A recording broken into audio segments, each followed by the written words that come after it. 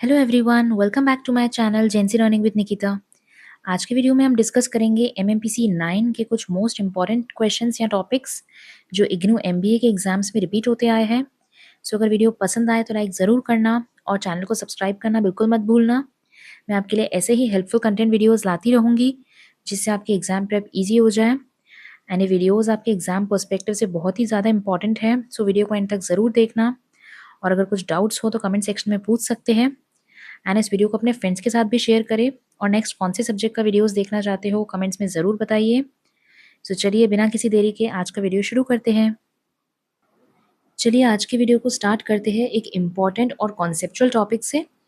Codification क्या होता है और ऑर्गेनाइजेशन इसे यूज़ क्यों करती है। तो सबसे पहले तो देखते हैं कोडिफिकेशन का मतलब क्या होता है। देखो, कोडिफिकेशन मीन्स हर मटेरियल या आइटम को एक यूनिक कोड असाइन करना।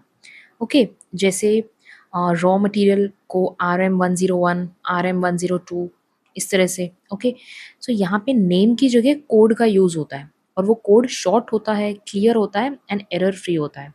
Okay, so this is codification. अब समझते हैं objectives of codification. Means codification का पर्पस क्या होता है। सबसे पहले है इजी आइडेंटिफिकेशन। मीन्स कोडिफिकेशन के थ्रू हर आइटम को एक यूनिक कोड असाइन किया जाता है। सो सिमिलर नाम वाले आइटम्स में कंफ्यूजन नहीं होता है इससे। Okay, so easy identification of materials. Then second point है अवॉइड डुप्लीकेशन। डुप्लीकेशन का मतलब है यहाँ पे कि सेम आइटम को बार बार परचेज नहीं किया जाता। मीन्स हमें पता होता है कोडिफिकेशन से कि हमारे इन्वेंट्री में कितना स्टॉक पड़ा है किसी भी पर्टिकुलर मटेरियल का। सो इससे इन्वेंट्री कॉस्ट कंट्रोल में भी हेल्प मिलती है एंड डुप्लीकेशन भी अवॉइड होता है। Okay, then third simplify communication. Means codification के थ्रू डिपार्टमेंट्स के बीच कम्युनिकेशन भी ईजी हो जाता है और इससे वर्बल और रिटर्न एरर्स भी रिड्यूस हो जाते हैं। ओके, देन उसके बाद है better record keeping.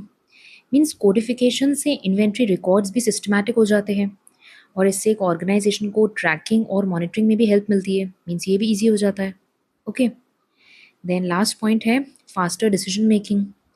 Means purchase और इशू प्रोसेस फास्ट हो जाता है इससे एंड टाइम सेविंग भी होती है एंड फास्ट डिसीजन मेकिंग भी। Okay, so these are the objectives of codification. अब एक और इम्पॉर्टेंट पार्ट देख लेते हैं इसी टॉपिक का। ऑर्गेनाइजेशंस कोड्स में नंबर्स और अल्फ़ाबेट्स ही क्यों यूज़ करती है। इसके पीछे कुछ स्ट्रॉन्ग रीजंस होते हैं। जैसे देखो, सबसे पहले है कोड्स जो होते हैं वो शॉर्ट और प्रिसाइज होते हैं। मीन्स नाम के कंपैरिजन में ईजी होता है।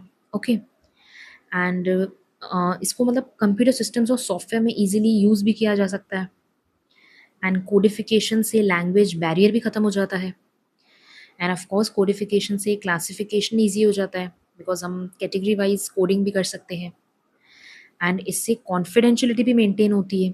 लाइक अगर हमें कोई एग्जैक्ट आइटम नेम हाइड करना हो तो इससे हम वो भी हाइड कर सकते हैं।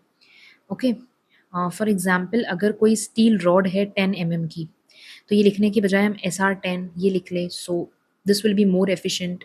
Okay, so in conclusion we can say that codification एक सिस्टमैटिक अप्रोच होती है जो मटेरियल्स को आइडेंटिफाई करने में, ट्रैक करने में और मैनेज करना, इन सबको ईजी बनाती है या इसमें हेल्प करती है। और इसीलिए आजकल जो मॉडर्न ऑर्गेनाइजेशंस हैं उसमें तो कोडिफिकेशन ऑलमोस्ट कंपल्सरी प्रैक्टिस बन चुका है। Okay, so this is all about codification. I hope आप सबको ये समझ आ गया होगा। चलिए अब हम आते हैं नेक्स्ट इम्पॉर्टेंट टॉपिक पे, स्टैंडर्डाइजेशन। तो सबसे पहले तो समझते हैं स्टैंडर्डाइजेशन का मतलब क्या होता है। देखो, स्टैंडर्डाइजेशन मीन्स मटेरियल्स का साइज, क्वालिटी और स्पेसिफिकेशंस फिक्स करना। मतलब हर बार सेम स्टैंडर्ड फॉलो होगा किसी भी मटेरियल को बनाने में। Okay, same size, same quality and same specifications, this is standardization. Okay, अब बात करते हैं स्टैंडर्डाइजेशन के बेनिफिट्स की। तो देखो, स्पेशली स्टैंडर्डाइजेशन के बेनिफिट्स में तीन इंपॉर्टेंट एस्पेक्ट्स होते हैं। सबसे पहले economy, then safety, then quality control. इन सबको एक एक करके डिस्कस करते हैं। देखो, स्टैंडर्डाइजेशन का सबसे पहला बेनिफिट है economy, means cost saving. So standardization में बल्क परचेजिंग पॉसिबल होती है। मतलब एक organization same size, same quality, same specifications वाले रॉ मटेरियल्स यूज़ कर रही है। ओके, सो एक ऑर्गेनाइजेशन बल्क परचेज भी कर सकती है, मींस लार्ज क्वांटिटी में भी ऑर्डर कर सकती है। और सो इससे कॉस्ट सेविंग होगी, कॉस्ट भी कम लगेगी। ओके, एंड स्टैंडर्डाइजेशन में वैरायटी भी कम होती है, सो इससे स्टोरेज और हैंडलिंग भी ईजी हो जाती है, एंड इससे वेस्टेज भी रिड्यूस होती है। उसके अलावा इससे प्रोडक्शन प्रोसेस भी स्मूथ हो जाता है। फॉर एग्जाम्पल, अगर एक कंपनी सेम साइज़ के स्क्रूज यूज़ करे, सो वो बल्क में भी खरीद सकती है और इससे ओवरऑल कॉस्ट भी कम हो जाएगी। ओके, सो सबसे पहला बेनिफिट तो यही है, कॉस्ट सेविंग। उसके बाद सेकेंड बेनिफिट है सेफ्टी। मीन्स स्टैंडर्डाइजेशन सेफ्टी के लिए भी बहुत इंपॉर्टेंट है, बिकॉज स्टैंडर्ड मटेरियल्स रिलायबल होते हैं, इससे एक्सीडेंट्स और फेलियर्स का रिस्क भी कम होता है, and machines and equipments properly fit भी होते हैं, और इससे ओवरऑल वर्क प्लेस सेफ्टी भी इंप्रूव होती है। Okay, for example, low quality या फिर नॉन स्टैंडर्ड पार्ट्स यूज़ करने से मशीन्स फेलियर भी हो सकता है। Okay, so this is the second important benefit of standardization. अब बात करते हैं थर्ड बेनिफिट की, जो कि है क्वालिटी कंट्रोल। मीन्स स्टैंडर्डाइजेशन से एक यूनिफॉर्म क्वालिटी मेंटेन होती है, सो इससे इंस्पेक्शन भी इजी हो जाता है एंड डिफेक्ट्स भी रिड्यूस हो जाते हैं, एंड अगर ओवरऑल देखा जाए तो इससे कस्टमर सेटिस्फैक्शन भी इम्प्रूव होता है। ओके, सो जब स्टैंडर्ड फिक्स होता है तब हर प्रोडक्ट एक एक्सपेक्टेड लेवल मीट करता है, राइट। सो स्टैंडर्डाइजेशन से तीनों चीज़ें अचीव होती हैं, which is cost control, safety assurance, and consistent quality. Okay, so in conclusion, we can say that standardization organization को efficient, safe और quality oriented बनाता है, and इसीलिए ये materials management का एक बहुत ही essential part होता है। Okay, चलिए अब समझते हैं एक और important topic, inventory management. So इसमें सबसे frequently asked question ये है कि inventory control की responsibility किसके पास होनी चाहिए। तो देखो, सबसे पहले एक बेसिक चीज़ क्लियर कर लेते हैं, इन्वेंट्री कंट्रोल एक सिंगल पर्सन या सिंगल डिपार्टमेंट का काम नहीं होता, ये एक्चुअली एक शेयर्ड रिस्पॉन्सिबिलिटी होती है between departmental level and top management. Okay, so अगर ये दोनों प्रॉपरली कोऑर्डिनेट करें तभी इन्वेंट्री एफिशिएंटली मैनेज हो सकती है। ओके, अब सबसे पहले बात करते हैं डिपार्टमेंटल लेवल रिस्पॉन्सिबिलिटी की। सो देखो, डिफरेंट डिपार्टमेंट्स का रोल अलग अलग होता है। जैसे सबसे पहले परचेज डिपार्टमेंट।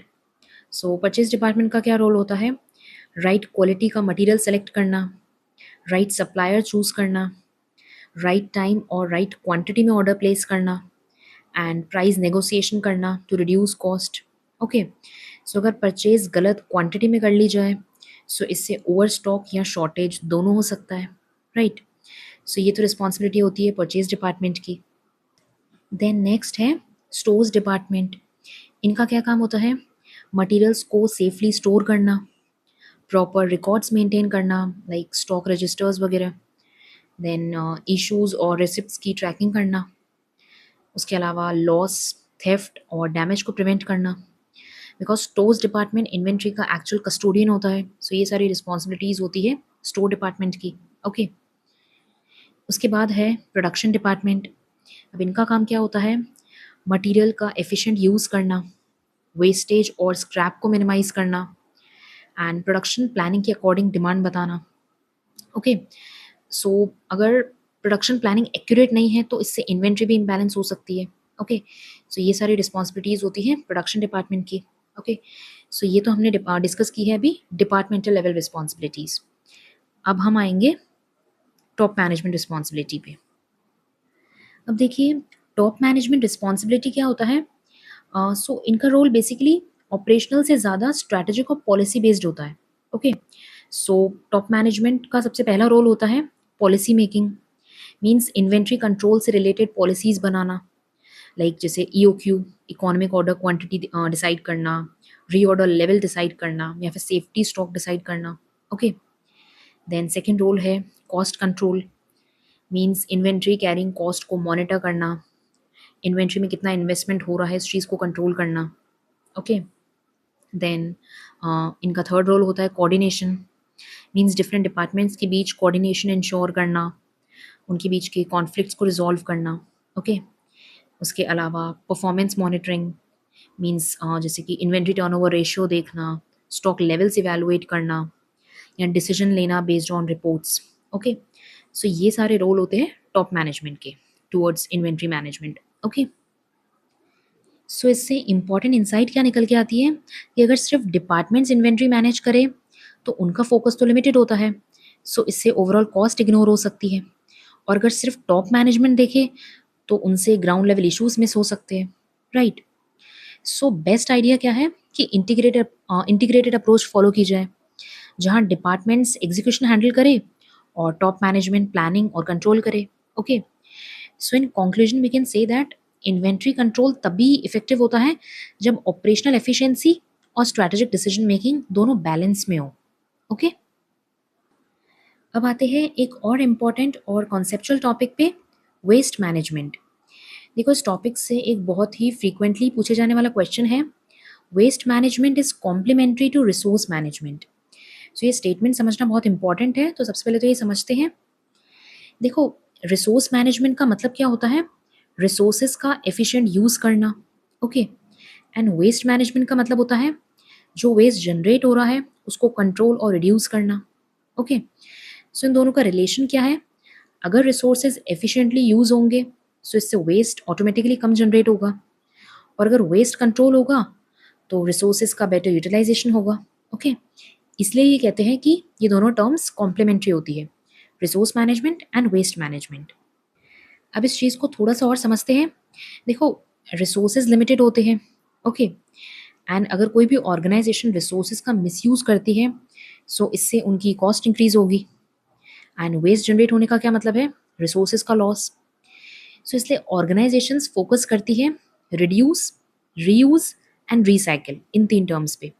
रिड्यूस मीन्स कम से कम रिसोर्सेज का यूज़ करो, रीयूज मीन्स जो रिसोर्सेज दोबारा यूज़ किए जा सकते हैं उनका दोबारा यूज़ करो, एंड रिसाइकिल मीन्स वेस्ट को कन्वर्ट करो।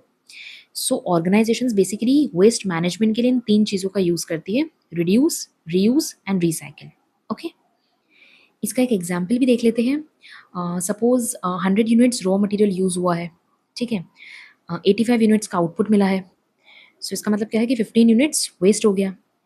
अब कंपनी ऑर्गेनाइजेशन का गोल क्या होगा, या मतलब क्या होता है, वेस्ट को रिड्यूस करके आउटपुट को इंक्रीज करना। ओके, अब ऑर्गेनाइजेशन ये कैसे कर सकती है, मीन्स वेस्ट मैनेजमेंट कैसे करे वो, बेटर टेक्नोलॉजी का यूज़ करके, या फिर स्किल्ड लेबर यूज़ करके, या फिर प्रोसेस को इम्प्रूव करके, right.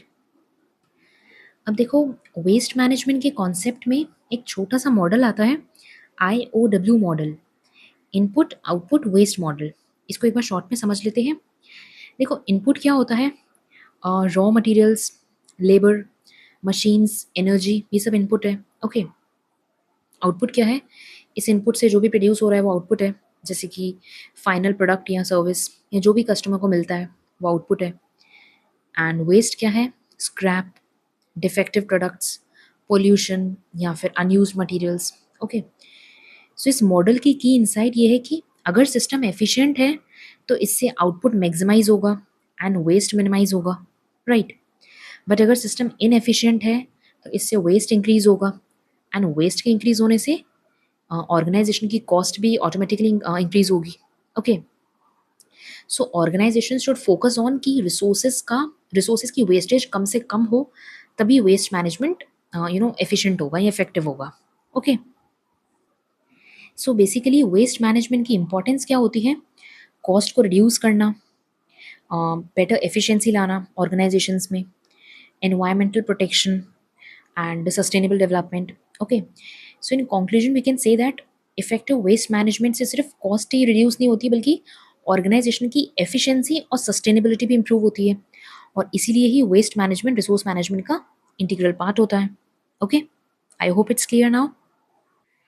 So that's it for today's session. अगर वीडियो पसंद आया हो तो लाइक ज़रूर करें और चैनल को सब्सक्राइब करना बिल्कुल मत भूलना, ताकि मैं आपके लिए ऐसे ही इंपॉर्टेंट और हेल्पफुल कंटेंट लाती रहूं।